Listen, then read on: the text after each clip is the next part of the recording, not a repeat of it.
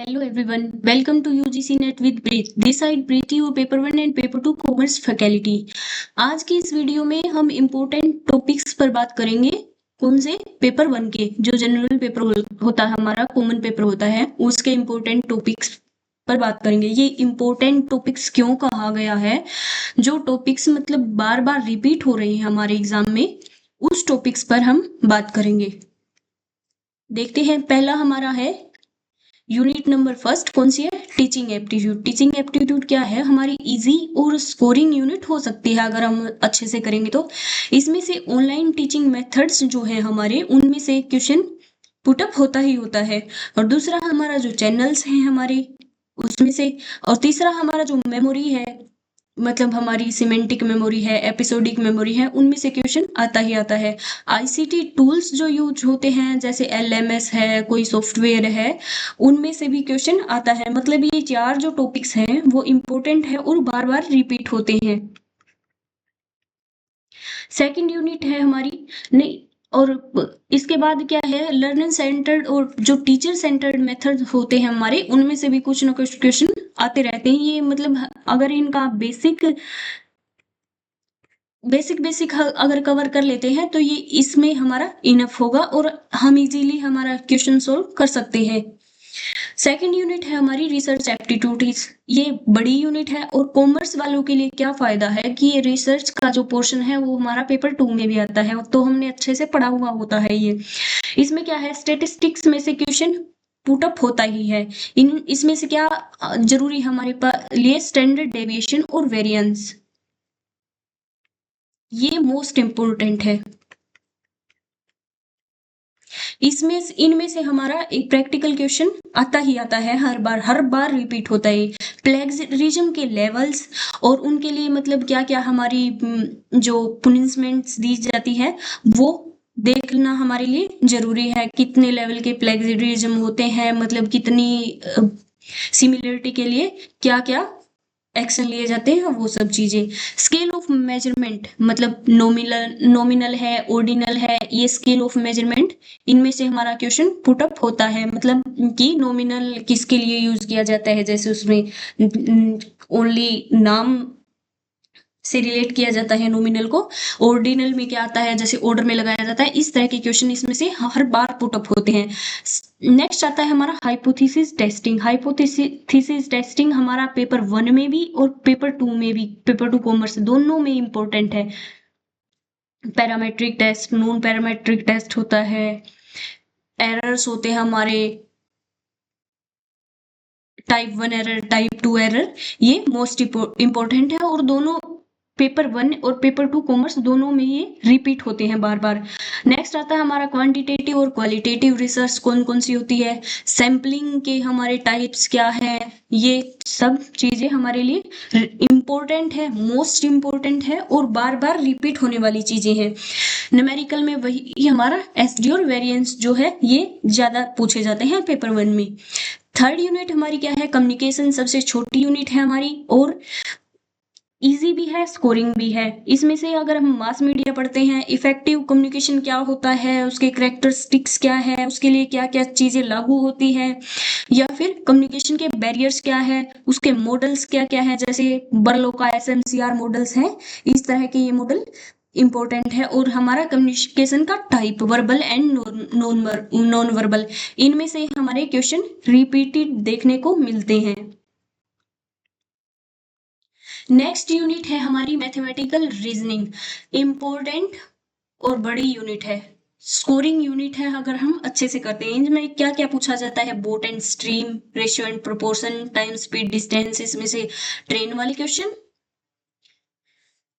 इसमें इस प्रोपोर्शन में से थर्ड प्रोपोर्शन, फोर्थ प्रोपोर्शन, ये मीन प्रोपोर्शन, ये पूछे जाते हैं। Time and work, profit and loss and discount, discount में हमारा सक्सेसिव डिस्काउंट भी इंक्लूड है। अगर हम इन्हें अच्छे से पढ़ते हैं तो हमारे लिए मोस्ट स्कोरिंग यूनिट बन सकती है मैथमेटिकल रीजनिंग।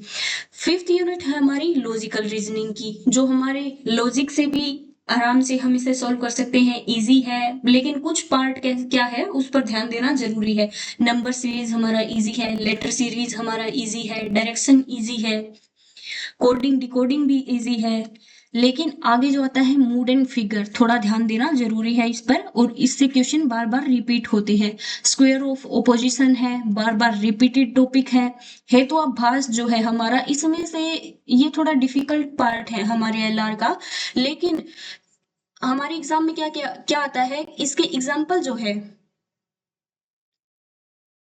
वे रिपीट होते हैं। रिपीट कैसे होते हैं, मतलब इसके हार्डली 4 से 5 या 6-7 ही एग्जाम्पल हैं जो कि रिपीट होते रहते हैं। अगर उनको हम पढ़ लेते हैं तो हमारा हेतुआभास अच्छे से हो जाएगा।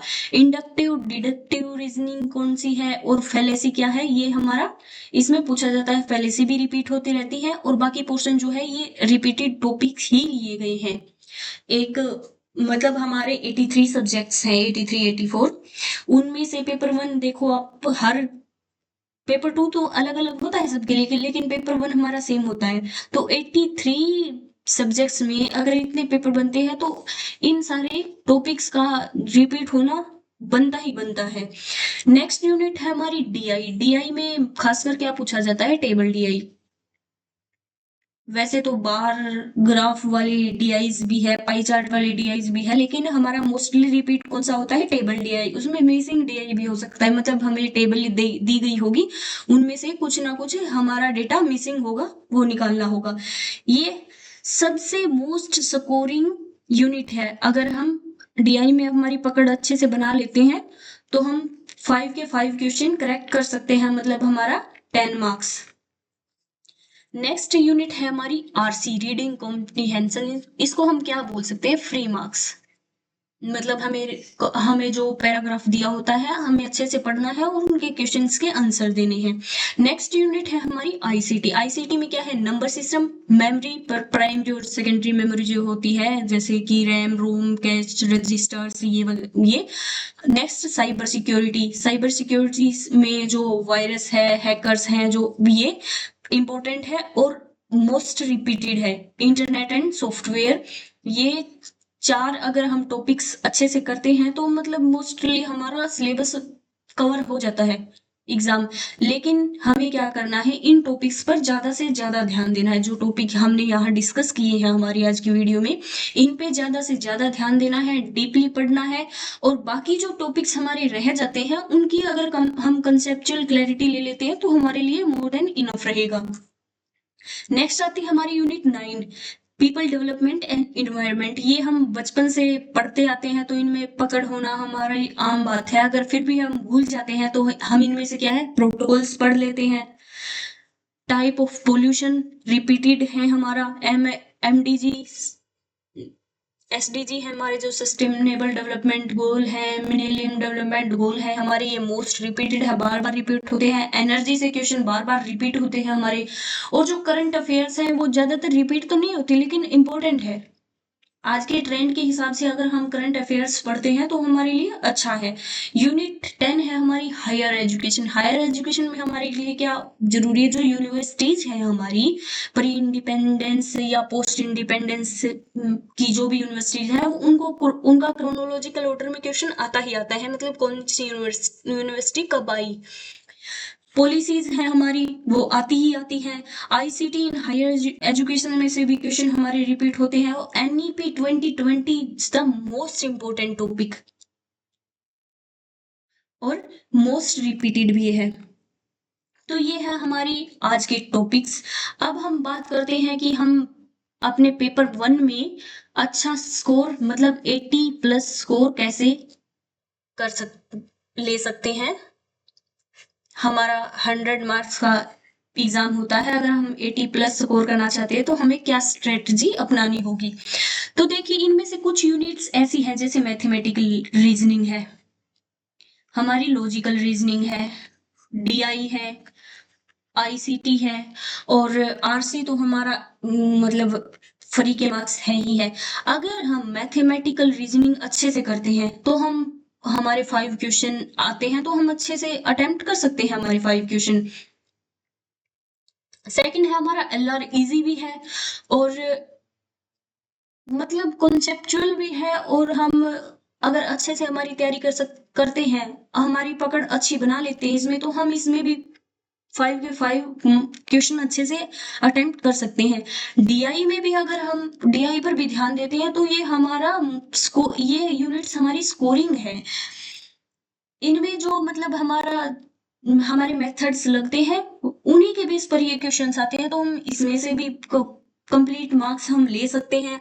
आईसीटी है, जिसका कंप्यूटर अच्छा है उसके लिए तो अच्छा है ही, लेकिन अगर आईसीटी पर ध्यान देते हैं तो इसमें भी अच्छा स्कोर कर सकते हैं हम, और आरसी में तो स्कोर कर सकते ही सकते हैं। तो ये हमारी 1 2 3 4 एंड 5 यूनिट ऐसी है जिसमें से हम फुल बाय फुल मार्क्स ले सकते हैं।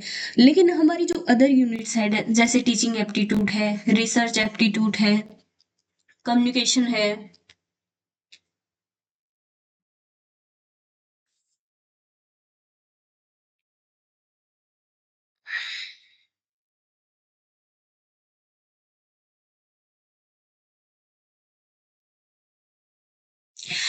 ये यूनिट क्या है हमारे पास जो सिलेबस दिया गया है या फिर सिलेबस में जो हमें टॉपिक्स दिए गए हैं उनके बहुत डीपली क्वेश्चन पूछे जाते हैं। अगर डीपली क्वेश्चन हमारे पूछे जाते हैं तो हम ऐसा हो सकता है कि हमारी क्लैरिटी अच्छी नहीं होती कुछ टॉपिक्स में। अगर उनसे क्वेश्चन आते हैं तो हमारा गलत होना स्वाभाविक सी बात है।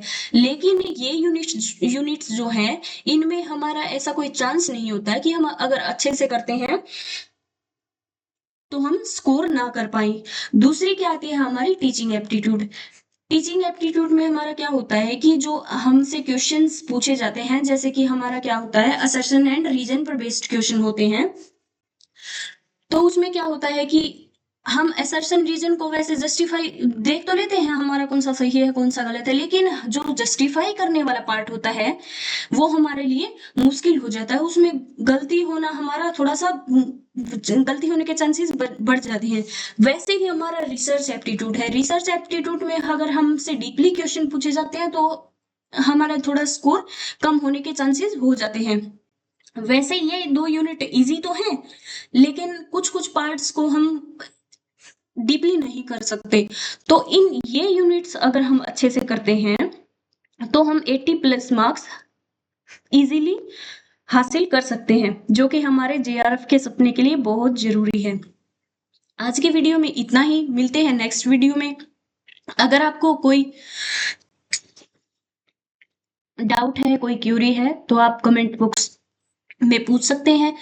आज के लिए इतना ही, थैंक यू। वीडियो पसंद आए तो लाइक कीजिए, शेयर कीजिए और चैनल को सब्सक्राइब कीजिए।